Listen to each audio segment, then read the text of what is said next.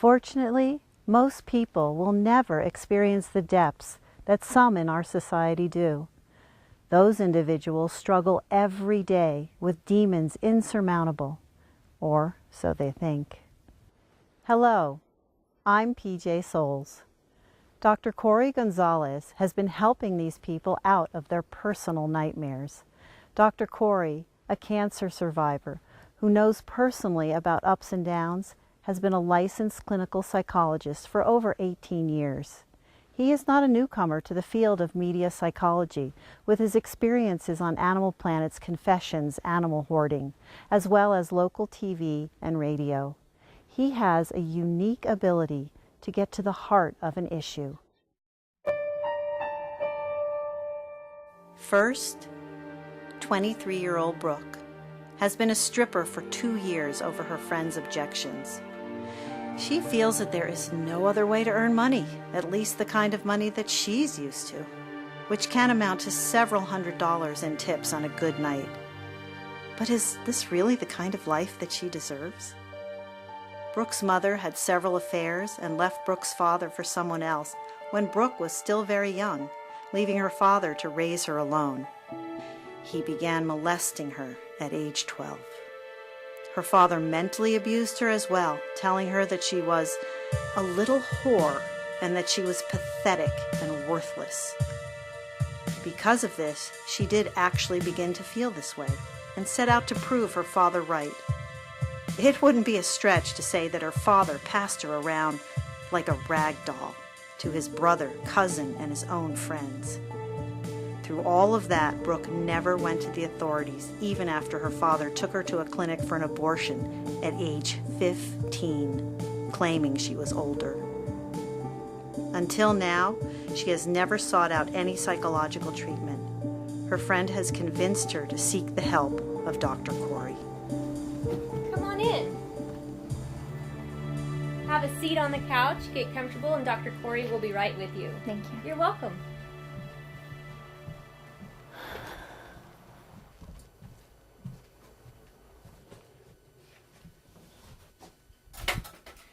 Good morning. Hi. You must be Brooke. I am. Nice to meet you, Dr. Carrie. Nice to meet you. Have a seat, get comfortable. Thank you.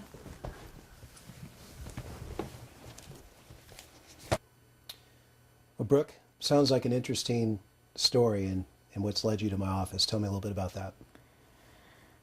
Honestly, I don't know that I need to be here. I feel like it's unnecessary, but I have this guy. I mean, I'm sure you know. He's trying to help me get out of what I'm doing, I guess, and better myself, move on. Obviously, I can't be a dancer forever.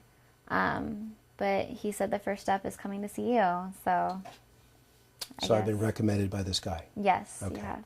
Well, I can't confirm or deny who other people I see, but I appreciate the insight.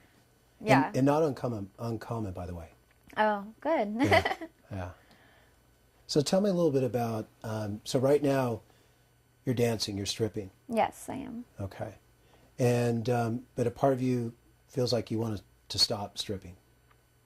Well, I mean, obviously I can't strip when I'm 40. I mean, that's probably not very attractive. Right. Probably wouldn't make as good money then. Right. So, I mean, I'm looking for something better, I guess. Okay. You know, one of the interesting things, Brooke, is oftentimes, first of all, I want to let you know I'm not here to judge you. I'm here to understand you. And I always look at these situations, I always want to kind of understand how we got here. And I want to understand a little bit about what stripping symbolizes to you. Okay. Kind of what you get from stripping.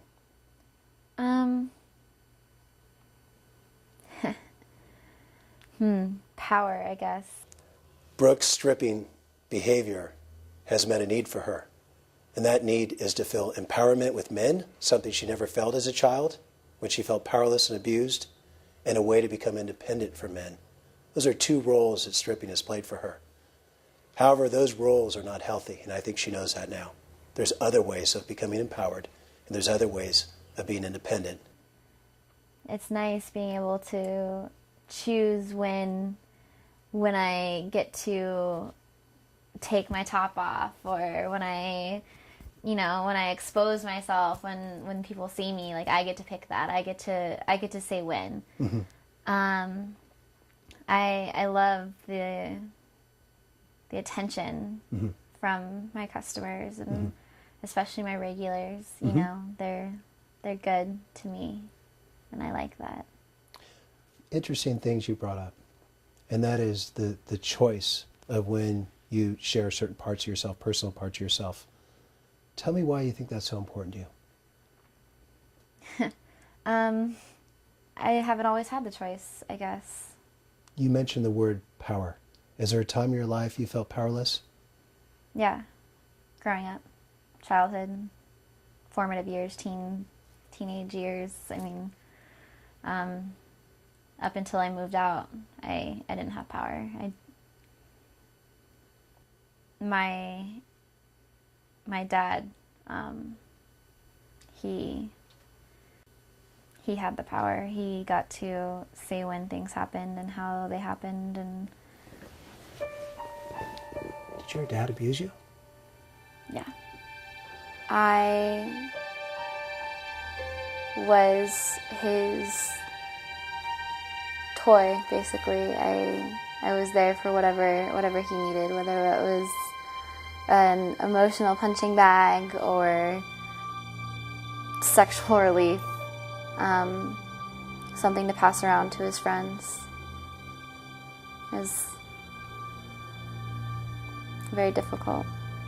Emotionally at first, and I was worthless, pathetic, a whore. And then sexually.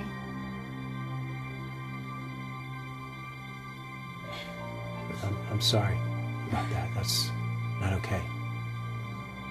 No. Debbie, a 27-year-old heroin addict, struggles every day just to survive. She has been in and out of rehab for several years, but to no avail. Rehabs where 7 out of 10 fail to recover. At an early age, Debbie felt abandoned and unloved by her parents. As an adolescent, she would sneak cough medicine, and it went downhill from there. She would cut classes to drink, coming home blitzed, but covering well enough to not be discovered by her parents. She moved on to prescription pills, Seconal, Darvon, Talwin, anything she could scrounge. At 19, she met an older man named Raymond, who introduced her to heroin. She finally found what she was looking for. Unfortunately, Raymond began insisting on sexual favors, and it devolved from there. Recently, Debbie sold all of her grandmother's major appliances from her kitchen for some drugs, while her grandmother was at work one day. At their wits' end, her family has requested that Dr. Corey intervene. Debbie, do you have any idea why I'm here today? No. Your family's very concerned about you. Do you think they have reasons to be? No. Okay. Do you think you're healthy right now? I'm fine. You're fine. Yeah. Have you ever been in this position before? Yeah. Tell me about that. Some people can use. So what you're telling me is you think you can dabble with this stuff? I think that I'm supposed to live my life this way. Yeah. Do you think it affects your functioning? I think it makes me normal. Normal. Do you think you have an ability to have relationships with people as long as you're chasing? I don't want to have relationships with people. I see. So that's why we're here. I guess. I imagine you didn't just come here at random. I imagine there's reasons why you don't want to have relationships with people. I don't want relationships with people. Do you think you were born that way? Yeah. I never really had any friends. I also understand you were abandoned as a young age, and there's a lot of neglect with your parents as well. My childhood was, I don't remember a lot of it. I blocked a lot of it out. But I know I spent a lot of time alone in my room writing. My mom and dad fought a lot. My mom and dad fought a lot. Usually about me, whether I was going to be able to go to school or not. I feel a lot of guilt from my childhood because I feel like my mom and dad wouldn't have stayed together if I hadn't been born. They would have parted ways a long time before. Then my mother got pregnant, and they had to stay together because of me. So I remember hearing them fighting. I remember hearing them get violent. They just never cared about me. Nobody has. Ray used to. And when did that change? When I stopped him.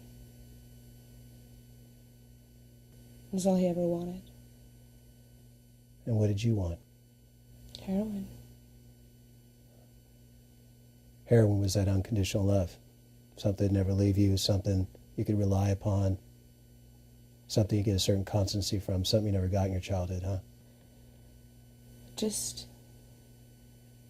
makes everything okay. It's just what I need. Yeah. What do you expect your family to do? Sit back and watch you do this to yourself? They never cared anyway. They're just doing this so the neighbors don't give them weird looks. More because they had to. More because the neighbors were looking at them. Not because they actually cared.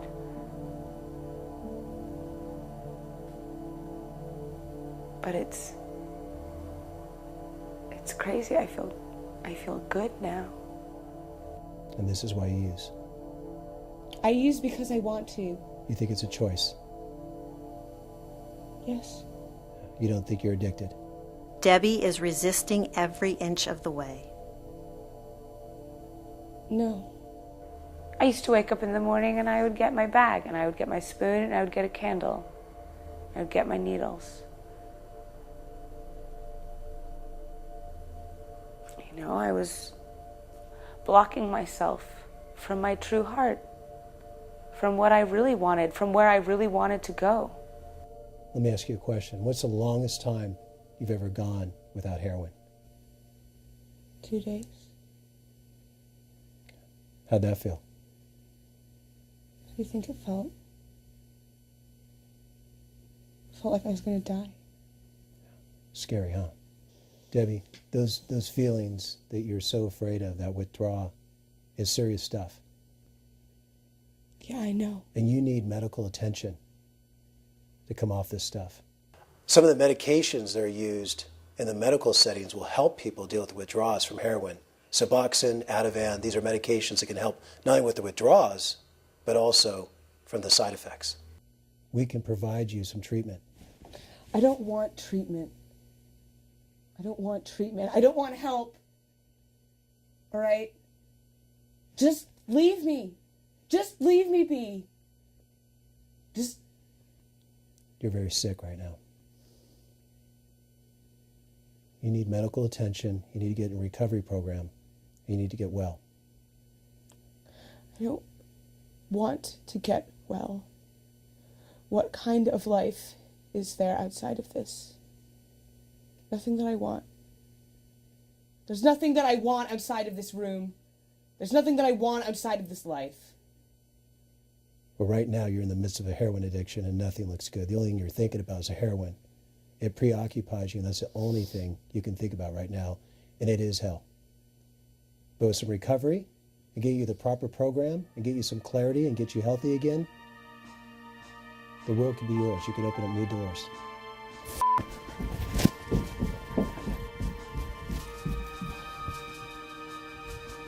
Addiction.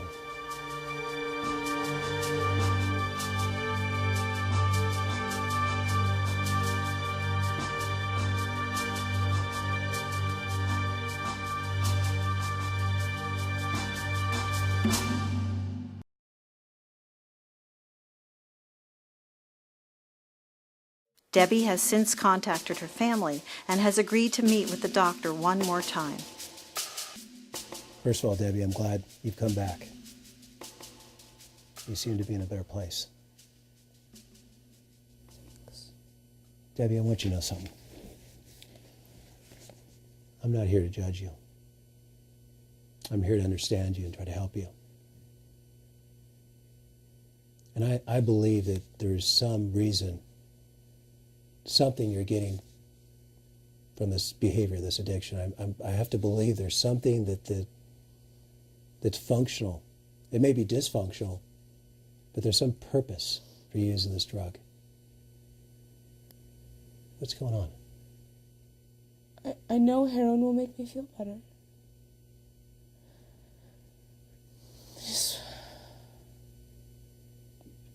I grew up without a lot of love. I wanted to be a daughter. Right. And loved. Do you think there's anything wrong with that need as a child, to want that love, to be cared for? No. Do you see what role this drug and this addiction, this behavior is fulfilling? I just like having something. I just like, I don't know, I spent a lot of time by myself. Right. Growing up. And for me, when I started drinking, it was really nice to know that I could go in my room and drink. I started drinking pretty young. That also makes you forget.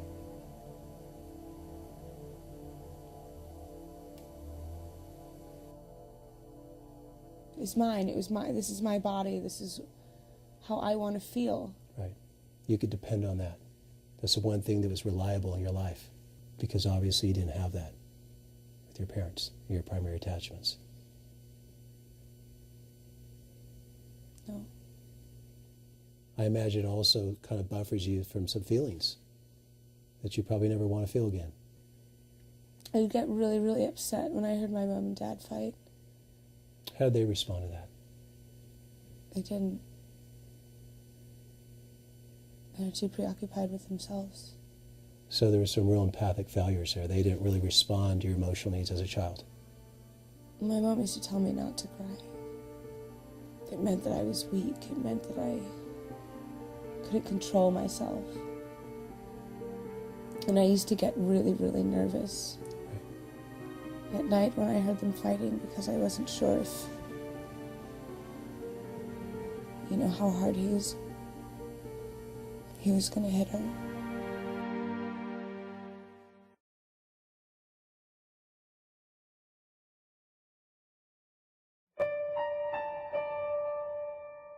No. No, it's not. But I don't know. That's what it was, I guess. How do you think that's impacted you?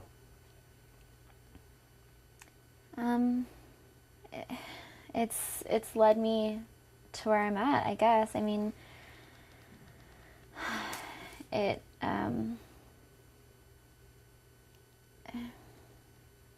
don't know. It made me want to be the person I am. I mean, a person with power, a person with choices. Yeah. A person in control. Yeah. Yeah. Yeah. I want you to realize something. I don't know if you've ever thought of this before or anyone's ever told you before, but none of that abuse was your fault.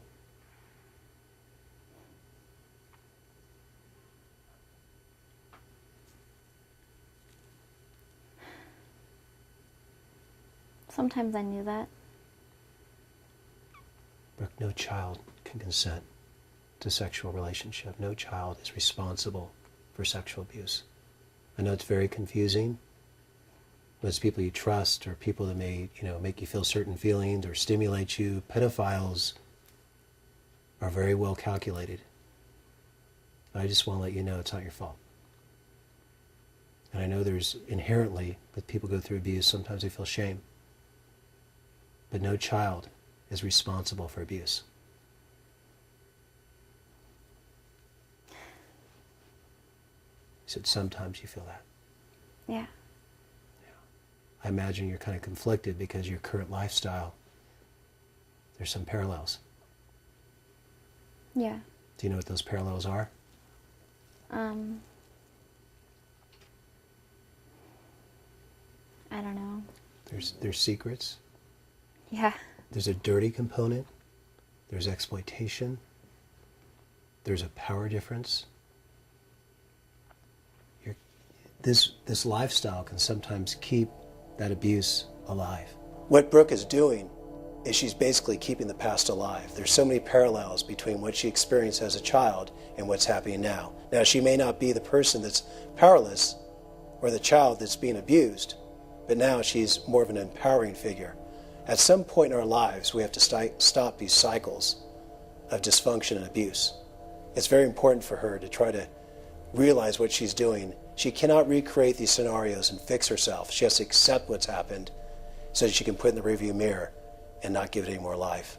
As long as she's stripping, there's going to be a parallel between keeping her abuse and her trauma alive and getting well. I don't feel exploited. I'm making the choice to do this. But there is exploitation in what you're doing, is what I'm saying. Now, you may not feel like you're the one being exploited, but what I'm saying is that you've been down here, now you're up here, trying to create some kind of homeostasis. When are you going to be done with that? Isn't that what life's about? Isn't that all of life? It is, Brooke, when we're not psychologically minded, when we're not reflective, when we don't take inventory, we unconsciously just do these things. Why do you think domestic abuse goes on generation after generation? Why do you think pedophiles oftentimes have been sexually abused themselves? Everyone's trying to create some kind of unconscious homeostasis. At some point, we have to be mindful and stop that chain. And when you do, that little girl can heal up and you can begin to develop. But as long as you're doing this stuff, you're going to keep that abuse alive.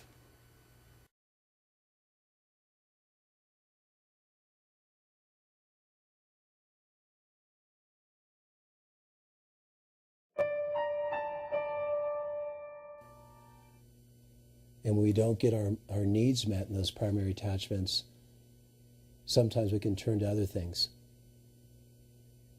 and have sort of an excessive attachment to something else. And in your case, do you see what you've done? Your attachment is with what? With opiates. You get into recovery and you get well. We will help you to self-soothe. I've been in recovery. I've been in recovery 5 times. For the 6th time, my parents asked me to get treatment. I thought, it.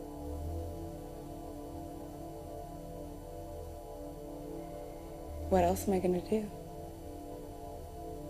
Continue like this? Waste away? I just didn't see the worth in myself. Debbie's story is not uncommon. With such strong drugs such as heroin and meth, many times it takes the users several, sometimes even dozens of times to get it right. And you know what? You'll always be in recovery. There'll never be denial again. Once you've gone in, you're in. It's not about being perfect. It's about being in recovery. The nature of the beast in addiction is you're going to fall off the wagon once in a while. And when you do, you get right back on. No shame. One day at a time. And Debbie, the most important thing for you to remember, you're not alone. And you're worth it.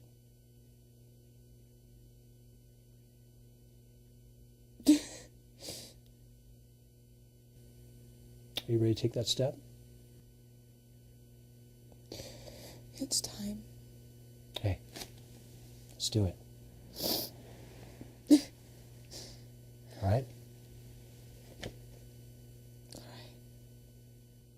And at some point, that little girl needs to realize that she's worthy of that kind of love and that attentiveness.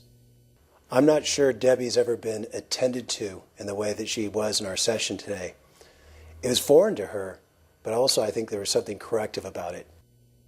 You know what, Debbie, today's a step that you're going to start attending that little girl and healing her so we can move on and get out of this cycle. I'm really proud of you. Thank you.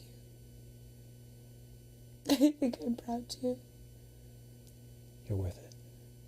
And you may not feel you're worth it deep down inside, but you are. And every little girl is deserving of that love and that attention. Every little girl. And it's not that you're not worthy of it. They just weren't capable of it. They were preoccupied. Yeah. If you don't get out of this, Debbie, you're going to end up dead. And you have for eternity to be dead. It'd be tragic and very premature for you to die at this young age. The only gateway association to heroin is not being a gateway drug, but being a gateway to the cemetery. You know, if someone really loves you, they're going to care for you and not exploit you.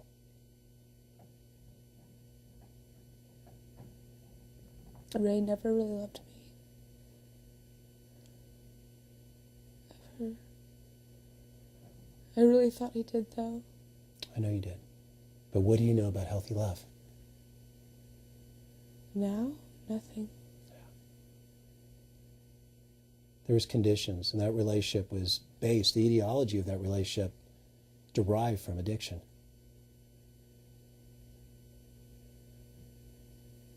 He used me. He used me in my vulnerability. God, he made me feel sick.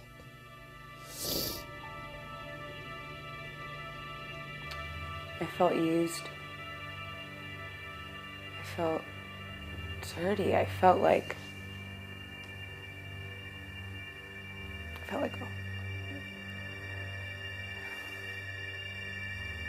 a whore.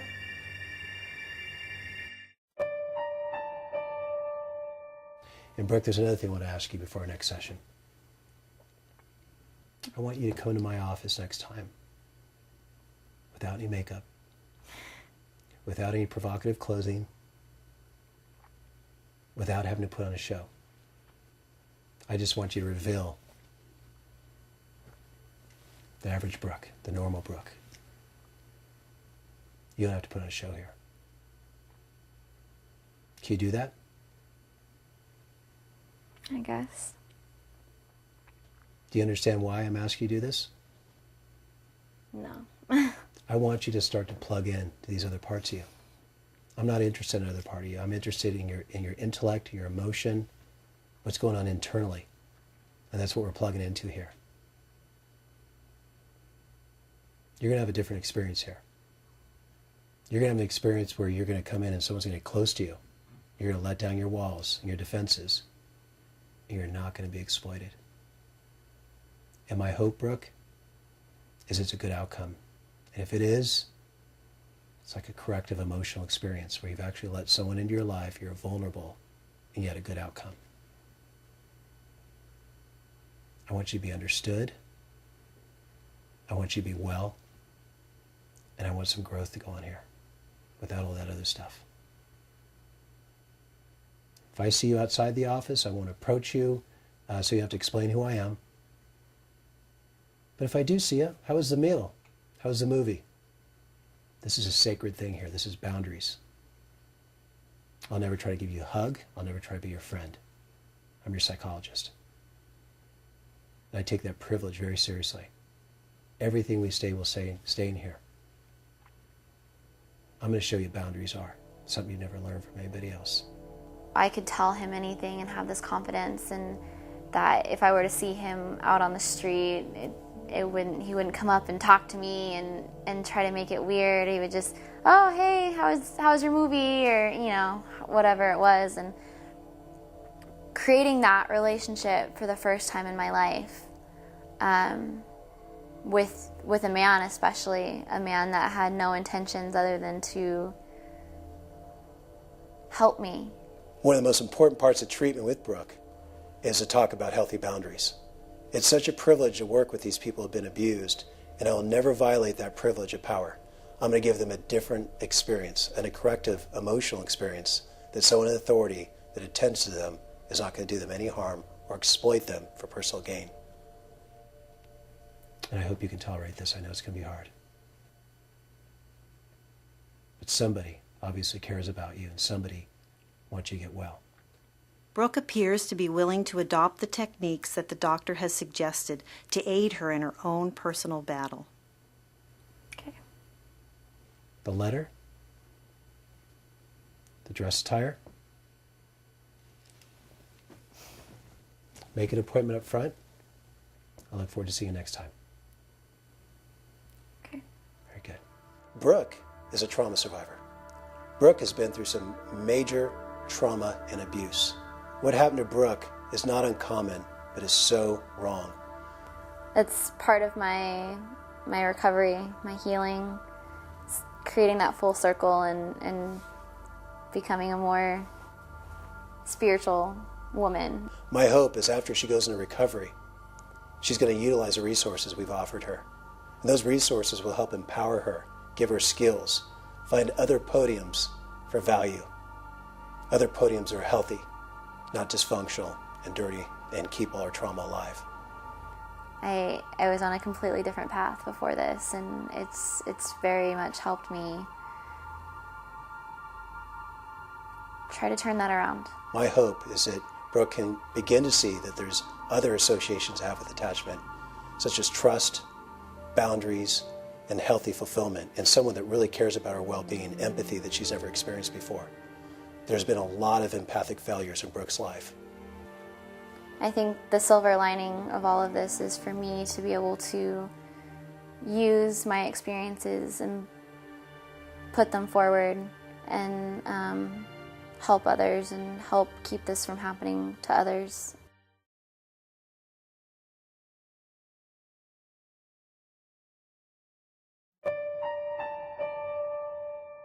I used to hate the way he would look at me. Like I was this tool. I think Debbie realizes her relationship with Raymond is built on pathology and drugs. It seems to be a relationship that there's exploitation, that they've bonded around this pathology of using drugs, and I don't think it's a healthy start. Like I was a person, not like I was a woman even. Right.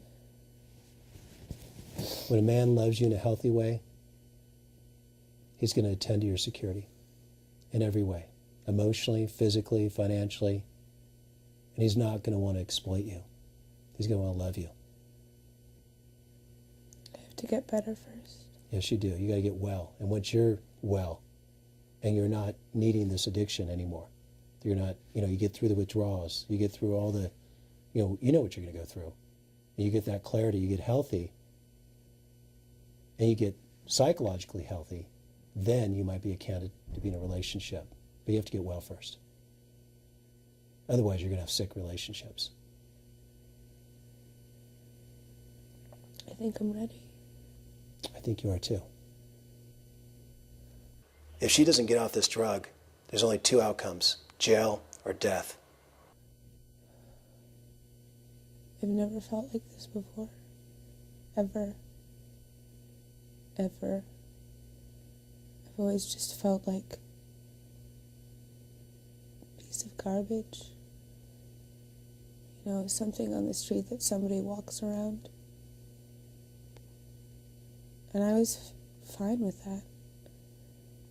Just living, just being, just feeling. I hear what you're saying, but you're so much more valuable than that. I saw this baby on the street. It's a daughter of a friend of mine. And this girl, she smiled at me. I didn't see any reason to continue until I saw that smile. That baby smile at me.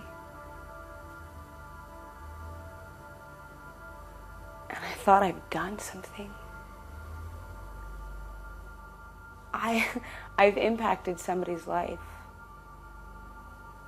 You know, I've made a difference. And all I did was be. All I did was be there at that time, in that moment.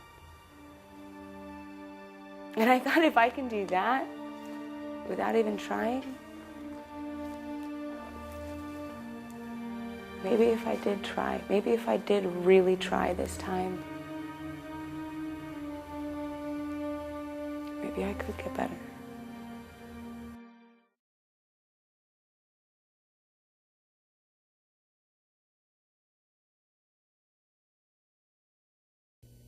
For the first time I felt what it means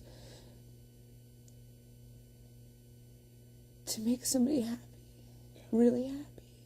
In a pure and innocent way. I think you saw a lot of yourself in that little girl too. And I think you want to be pure and clean again. I do. Yeah. It's been so long. But that baby symbolized something very powerful to you. She showed me that, yeah, I'm not just a junkie. Right. I'm a woman. The baby saw that. I'm glad. I'm glad you felt that. Because this junkie, this drug, is just a defense. It's a manifestation of something else, and it's covering that pain inside that little girl. That little girl within you. And that little girl within you, your inner child, needs to be healed up. She's been numbing herself for so many years. I don't think she knows how to regulate her emotions. So this is going to be a big challenge in our work. What's it like? It's going to be liberating for you. You're going to have a moment of clarity when you get out of this drug. You get about 60, 90 days out of this drug. You're going to have some clarity. You're going to feel some health you haven't felt. You're going to feel a vibrancy. And you're going to be liberated. This thing has had you by the tail.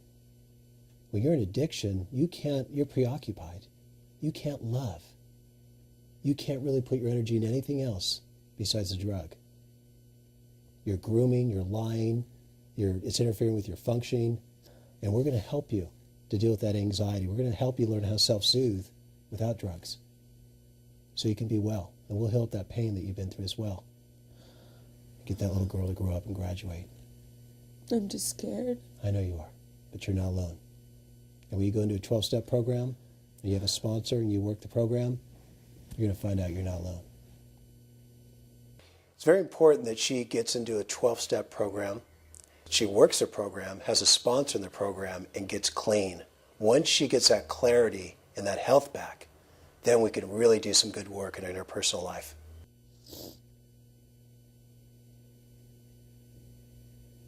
Thank you. You're so welcome. You're so worth it. The biggest breakthrough for me was the realization that it wasn't my fault. You know, had I had really supportive parents, maybe I wouldn't have started walking down the path I chose.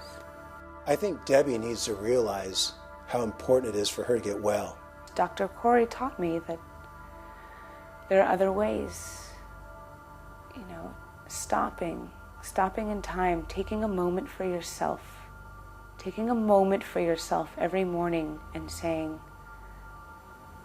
thank you. Her anxiety stems a lot from her childhood, where she felt threats to her security. She didn't feel a lot of security in her childhood. So it's very important that she learns other ways of self-soothing besides drugs. And one of the parts of my work with her is to help her find those ways, whether it's cognitive, behavioral, meditation, exercise, but ways that she can really attend to herself. You know, I got in touch with old friends,